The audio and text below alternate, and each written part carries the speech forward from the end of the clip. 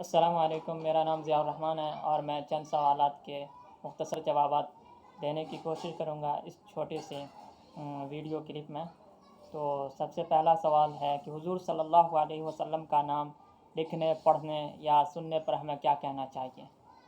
تو جواب ہے صلی اللہ علیہ وسلم۔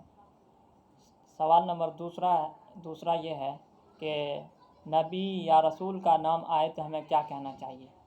تو جواب ہے علیہ السلام۔ سوال نمبر 3 ہے کسی صحابی کا نام لکھنے، پڑھنے یا بولنے پر ہمیں کیا کہنا چاہیے؟ جواب ہے رضی اللہ عنہ۔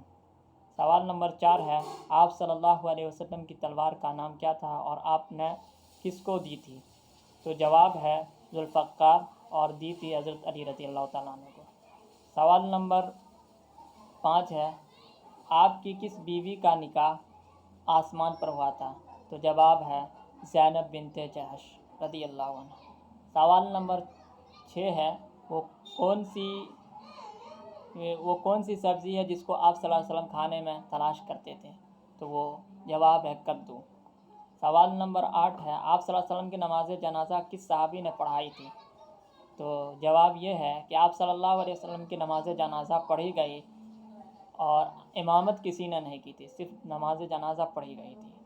سوال نمبر 9 ہے وہ کون سے صحابی ہیں جن کو یہ شرف حاصل ہوا کہ آپ صلی اللہ علیہ وسلم نے ان کی نماز جنازہ مسجد نبوی میں پڑھائی تھی؟ تو وہ صحابی سہیل بن بیضہ ہیں جن کی نماز جنازہ آپ نے مسجد نبوی میں پڑھائی تھی۔ سوال نمبر 10 ہے آپ صلی اللہ علیہ وسلم کے دست مبارک سے دفن ہونے کا شرف پانے والے صحابی کون ہیں؟ تو جواب ہے حضرت عبداللہ ذو البجادین۔